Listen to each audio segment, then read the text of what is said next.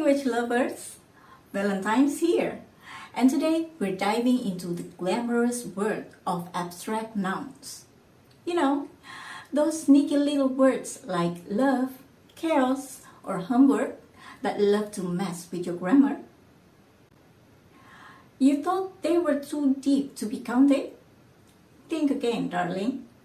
Because guess what? Some of these bad boys are countable. And no, it's not random. There's a method to this madness. By the end of this video, you'll be slinging a whole or 3 courages like a grammar wizard. Your teachers will faint. Your friends will applaud. Your enemies, jealous.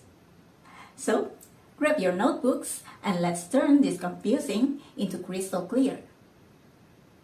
Let's start with the basics.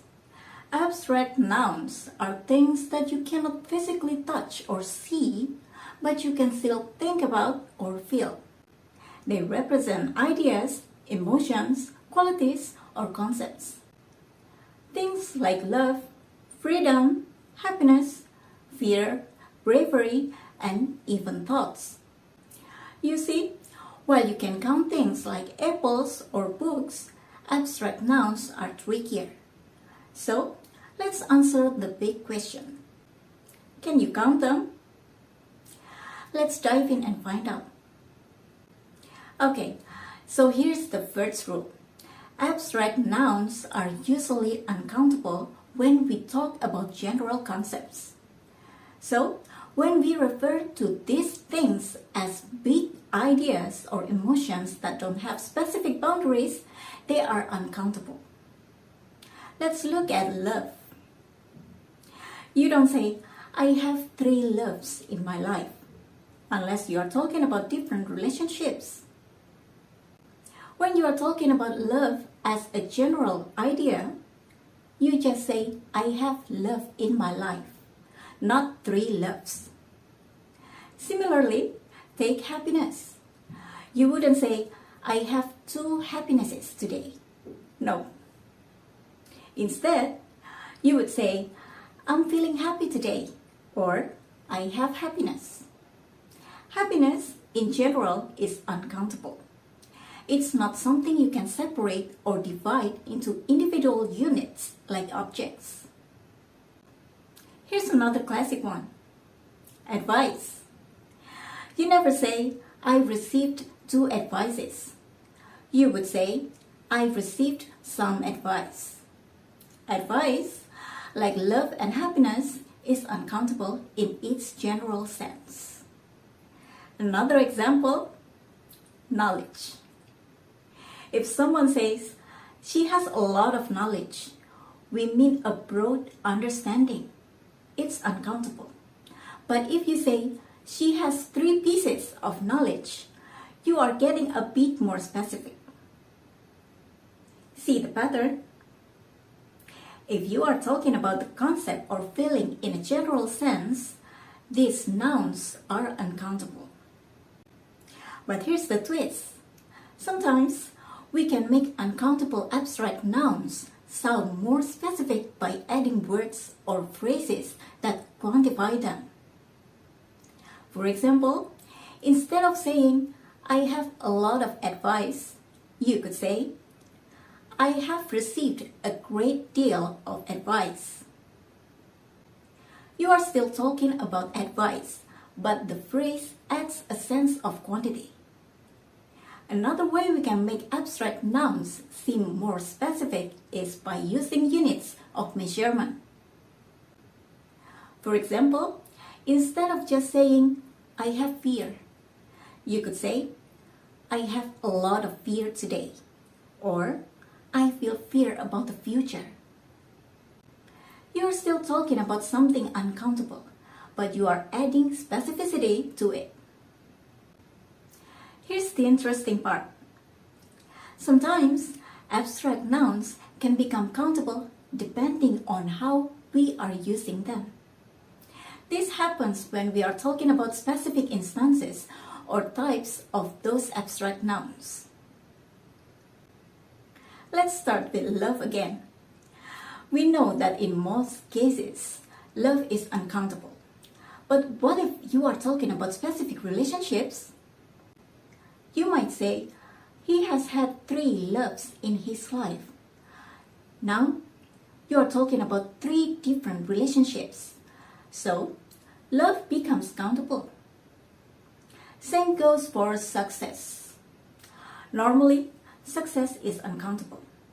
Like when you say, success requires hard work. But if you say, he has had 3 successes in his career, you are referring to specific achievements.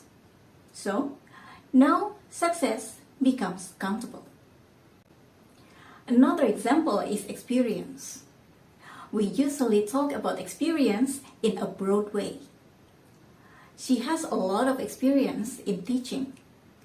But you could also say, she has had 5 great experiences in her life. Here, you are counting specific moments of experience, and suddenly, experience is countable. The key here is that you are talking about specific instances or types of the abstract noun. It's not just the big idea anymore. You are breaking it down into distinct examples, which makes it countable. Let's look at some more examples. Take anger. Normally, you say, he feels anger, or anger is a strong emotion. But if you say, he had 3 angers today, at work, in traffic, and with his friends, now you are talking about specific incidents of anger. It's not just the general feeling anymore. It's countable because you are referring to moments when that feeling appeared. How about fear? Normally, you say, fear is paralyzing. But if you say, he has 3 fears, fear of heights, fear of failure, and fear of public speaking, now you are counting specific fears, and it's countable. It's all about whether we are talking about general concept or specific instances of that feeling, emotions, or idea. Let's dig deeper into uncountable abstract nouns and how we can add specific phrases to give them a sense of quantity. For example, take information. You cannot say, I have 3 informations. That's wrong. You would say, I have some information. Or, I've received a lot of information. But if you wanted to get specific, you could say, I received 5 pieces of information. Or, I got 3 reports. You are still using information, but the word pieces or reports turns it into something countable. Same with furniture. You cannot say, I bought 3 furnitures. That's incorrect. You say, I bought some furniture. Or, I bought a new sofa and 2 chairs. Here, sofa and chairs are countable items. So, you are technically counting those, not the word furniture itself. So, how do you actually determine whether an abstract noun is countable or uncountable? Here's your rule. Think about the general idea. If you are talking about the big picture, the concept or quality, it's uncountable. Words like love, happiness, knowledge, advice, furniture, and water are typically uncountable in their general form. Think about specific instances or types.